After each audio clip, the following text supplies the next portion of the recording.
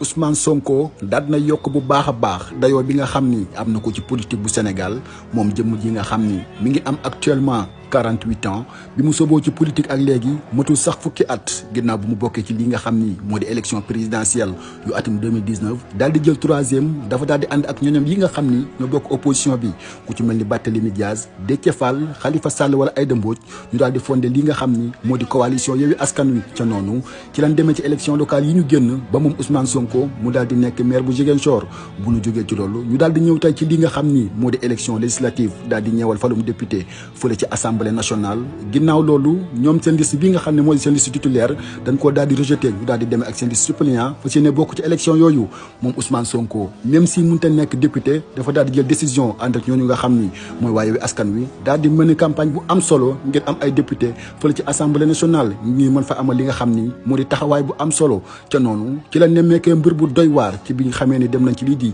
ay région yu nekk fii ci Sénégal ñu koy wax le phénomène Ousmane Sonko ñu nemmeeku ni fépp fu ñu dem dañ fay am taxawaay bu am solo askanu Sénégal daal di génn daal leen di teertu tatagal leen ànd ak ñoom jox leen bopp bu baax a baax ca noonu sax ginnaaw bu ñu dooree seenub campagne fii ci Dakar daal di jaar fële ca Thiès ak Tivaouane ba nu ëgsee fële ca Mbour mbooloo mu takkoo takku ñoo leen fa teertu ci naaju tàng jër waxtu añ wa jotee ña ngay way naan Ousmane Sonko moo fi ñëw tey duñu añ mu nekk mbooloo moo xam ni dañoo fas yéene daal di bàyyi seen i añ seen i kër ngir teertu ki nga xam ni moo di Ousmane Sonko ginnaaw loolu caravane ba daal di ëgsi fële ca Kaolack taxawaay ba daal di doon benn askan ba fa nekk di ko wayal naan ko yow Ousmane Sonko comme état bu Sénégal daf lay jiñ rebelle ñun tamit ay rebelle lañu ñu àndandoo naan ay rebelle pire lañu ñoom askanu Kaolack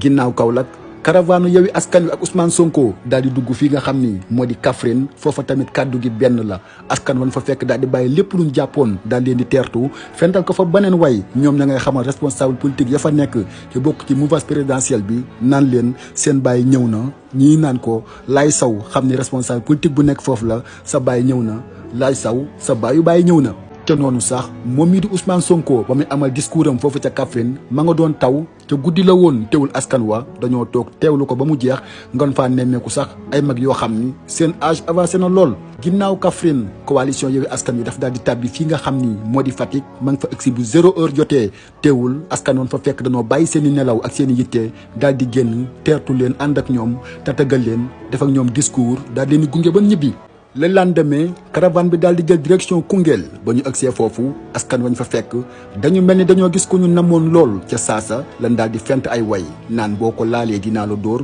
boo ko laalee dinaa la gaañ ca lan ànd ak ñii di waa Yewwi Askan Wi daal di amal ay discours yu am solo Ousmane Sonko ak ñoñom daal di waxtaan ak ñoom ci li ñuy xaar ci ñoom ci lu ñëwal élection yi ginnaaw loolu ñu daal leen di gunge ñu daal di jël beneen direction ginnaaw étape yooyu yëpp ñu daal di agsi fii nga xam ni mooy Tambacounda foofu tamit kenn demul ñu des mbooloo mu takkoo takku ñëw daal di génn en masse daal di ànd ak ñoom daal di fent seen way ca saasa ñoom itam na ngay wax naan waa koñ bi kaay leen seetaan Ousmane Sonko ñëw na waa koñ bi kaay leen seetaan seen baay ñëw na ginnaaw loolu ñu daal di ànd amal ay discours yu am solo ànd ci jàmm ak salaam daal di gunge ba tey ñu daal di génn foofu daal di jubal faneen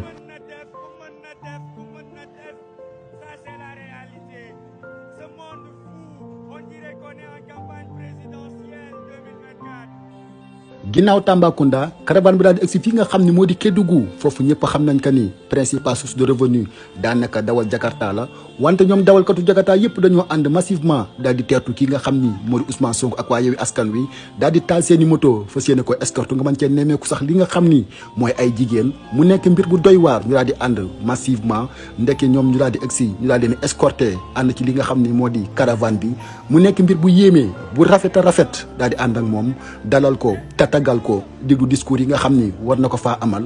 ginnaaw loolu ñu daal di jóge foofu tamit fas yéene continuer li nga xam ni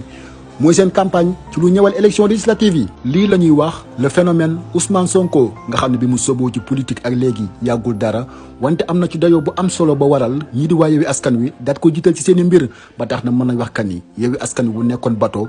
kii di Ousmane Sonko mooy nekk capitaine ba ginnaaw loolu askanu Sénégal tamit mbiru Ousmane Sonko daf leen a yëm bu baax a baax ba tax ñu samp ay interrogation di wax moom mii dafa am lu mu àndal wala lii bayre la wala lan mooy secret ba askanu Sénégal joxe ko bopp nii Moustapha Diop bu Walf moom ma ngay tooñ naan Ousmane Sonko gënu fee boo gënu fee jantal histoire politique dafa gu fi lu rëy a rëy wante askanu Sénégal moom li nu mel ci moom lu ko yéem la ba tey moom Ousmane Sonko ci yéeme gu ay mbiram yéeme moo nekk benn homme politique sénégalais bu jaar ci arrestation def garde à vue fële ci section de recherche daal di jàkkaarloo ak doyen des juges te defoo mandat de dépôt ginnaaw bu askanu Sénégal taxawee ñett ni du ci dal.